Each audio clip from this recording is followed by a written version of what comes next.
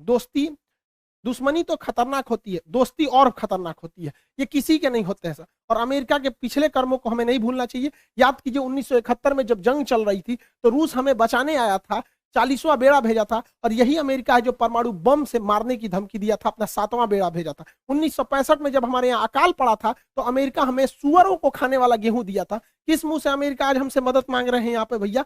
जब 370 लगा था तो इसमें 7 रूस ने हमारा दिया था। यूएनओ में कश्मीर में जब जब मुद्दा आया था तो यूएनओ कहता था कि वहां के लोगों से पूछिए क्या होगा, तो रूस वहीं पे रोक लगाता था। हम कैसे भूल सकते हैं रूस को? रूस ही हमें सबसे ज्यादा हथियार दिया। आज भी भारत में 80% हथियार रूस से ही आ जाते हैं, हम इसको नहीं भुला सकते हैं। 1998 में जब भारत ने अपना परमाणु बम परीक्षण किया था, पूरी दुनिया खिलाफ हो गई थी, रूस साथ खड़ा था। आपको याद है कि नहीं इन दोनों की जोड़ियां? इन लोगों ने परमाणु परीक्षण किया था, उसके बाद कोई हमें आंख उठाकर नहीं देख सकता था। तो उस समय भी रूस की बात हम लोग को याद रहना चाहिए। 1999 में जब कारगिल की लड़ाई हुई थी तो अमेरिका ने अटल बिहारी वाजपेयी से कहा था कि हम परमाणु बम मार देंगे भारत के ऊपर। तो अटल बिहारी वाजपेयी ने कहा था कि हम आधा हिंदुस्तान खोने के लिए तैयार हैं, लेकिन हम वचन देते हैं कि सुबह का सूरज पाकिस्तान नहीं देख पाएगा। तो पाकिस्तान अमेरिका अपना परमाणु बम लेके भागा था। याद कीजिए अभिनंदन की जी का फाइटर पायलट जो थे, इनके ऊपर जहाज से जो स्ट्राइक किया गया था, वो जहाज भी पाकिस्तान को अमेरिका ने दिया था, F-16 जहाज।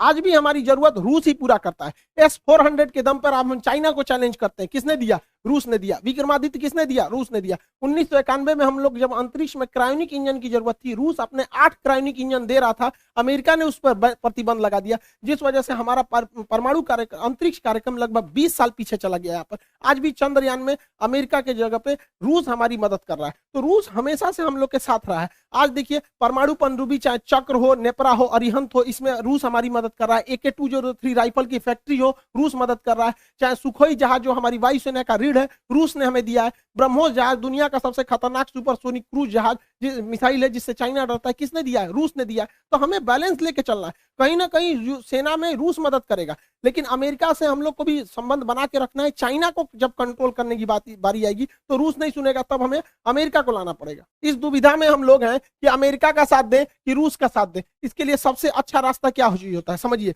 मान के चलिए हमारे 2 बहुत करीबी आदमी हैं, उन दोनों का बियाह पड़ गया, वो कह रहा है कि हमरे बियाह में आना, वो कह रहा है हमरे बियाह में जाएगा। तो भैया हम एक में जाएंगे तो दूसरा से संबंध खराब हो जाएगा। एक काम करते हैं, कोई दिन हम अपने बियाह कर लेते हैं, बातें खत्म हो जाएगा। भैया हम अपने बियाह में बिजी थे। इसी वजह से सबसे अच्छा तरीका है, ना हम रूस के फेवर में जाएंगे और ना ही हम अमेरिका के फेवर में जाएंगे। सबसे अच्छा तरीका है मोदी जी को अपनी सेना को बोलिए कि गलवान घाटी में 2 किलोमीटर आगे घुस जाए।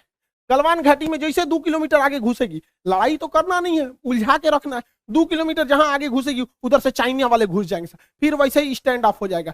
2-3 महीना चलेगा, अमेरिका कहेगा हे बोलना रे रूस को, हम कुछ करें, हम तो खुदे लड़ रहे हैं चाइना से यहाँ पे। तो हमला दोनों शांत के शांत रहेगा। और इससे एक और फायदा होगा, चाइना इधर उलझा रहेगा तो ताइवान पे हमला नहीं करेगा, नहीं तो इससे यही भी बहाने निपटा देगा ताइवान को। आपको क्या लगता है, भारत को इधर उलझा देना चाहिए कि नहीं देना चाहिए? वरना आप मना करेंगे तो कोई ना कोई देश इस तरह से आपको कहेगा कि भैया हमारा साथ दो। उससे अच्छा हम खुद उलझे हुए हैं, बातें खत्म। रूस की जगह पे कोई भी देश रहता तो अपनी सिक्योरिटी को लेकर चिंतित होता ही। आप खुद सोचिए, अमेरिका यहाँ पे है, क्या मैक्सिको देश में अगर रूस अपनी सेना लगाएगा तो क्या अमेरिका चुप रहेगा? नहीं चुप रहेगा ना। कोई भी देश देखेगा कि आप यहाँ सेना लगा क्यों रहे। तो आप ही बताइए, अमेरिका अपनी नाटो सेना अगर यूक्रेन में लाएगा तो रूस के बॉर्डर से सटा देगा, तो रूस कैसे चुप रह सकता है? अपने देश पर बीतता है तो सबको खराब लगता है। आप ही बताइए, भारत है यहाँ पे, भारत के नीचे यहाँ श्रीलंका है। अगर पाकिस्तान अपनी फौज श्रीलंका में लगा देगा और श्रीलंका उसको परमिशन देगा तो भारत धोएगा कि नहीं धोएगा उसको? हम लोग को कैसे खराब लगता है? जैसे चाइना अपना स्ट्रिंग ऑफ पल्स लाता है यहाँ पे। तो हर देश को अपना सुरक्षा चिंता को ध्यान में रखना पड़ता है। और इसमें सिंपल सा बात है, यूक्रेन को कोई उससे उसका देश नहीं मांग रहा है। रूस का केवल यही करना है कि यूक्रेन डिसाइड एक लिखित दे दे कि वो कभी भी नाटो सेना में शामिल नहीं होगा। यूक्रेन को यह सोचना चाहिए कि नाटो में शामिल होने से अमेरिका को फायदा है, वो दुश्मनी निकालेगा रूस से। क्या जाता है यहाँ पे, पूरा देश बच जाता, उसके लोग मरने से बच जाते, क्या काम आया नाटो? तो यहाँ यूक्रेन को सोचना चाहिए कि बहुत ज्यादा जिद पालने से कोई खास फायदा नहीं होता है। और हमेशा एक चीज याद रखना चाहिए, यूक्रेन हो, हम हो या आप हो, हम अपना पड़ोसी नहीं बदल सकते, दोस्त बदल सकते हैं। इसलिए दोस्त से संबंध बने बिगड़े, लेकिन पड़ोसियों से हमेशा संबंध अच्छा रखना चाहिए, क्योंकि हमेशा काम पड़ोसी आते हैं। यूक्रेन का पड़ोसी रूस है और ये ना अमेरिका दोस्त है। तो हमेशा एक चीज को ध्यान रखना चाहिए, किला सुरक्षित करने के लिए पड़ोसी का सुरक्षित होना जरूरी है। यूक्रेन को हठधर्मिता छोड़नी चाहिए। आप यूरोपीय यूनियन में शामिल हो जाए, नाटो जैसे सैन्य संगठन में नहीं शामिल होना चाहिए। क्या ये फिनलैंड बेवकूफ था, स्वीडन बेवकूफ है जो इन लोगों ने नाटो की सदस्यता नहीं लिया? यूक्रेन, रूस ने धमकी दिया फिनलैंड ले लेगा तो तोड़ो छोड़ देंगे। क्या कर लेंगे लोग ये रूस का? दूसरा, बीपीएससी का जो प्रैक्टिस सेट है बाबू वो आ चुका है। बीपीएससी और एनटीपीसी रेलवे जितना चीज है इसका प्रैक्टिस सेट है, इसको प्रैक्टिस करते रहेंगे। आपके एग्जाम में जो मेरिट से छटते हैं लोग, वो लोग इस वजह से नहीं छटेंगे। और इकोनॉमिक्स के बैच बहुत देर से अटके हुए थे, अब वो 3 जनवरी से इकोनॉमिक्स का बैच आ जाएगा। यहाँ 3 जनवरी का है, 3 मार्च को सुबह 9 बजे इकोनॉमिक्स का बैच आ जाएगा। इसमें माइक्रो मैक्रो इकोनॉमी, लोच वगैरह सब चीज बता देंगे आप लोगों को। आई होप आप ये सब चीज समझे होंगे। भारत को किसी का साथ नहीं देना चाहिए।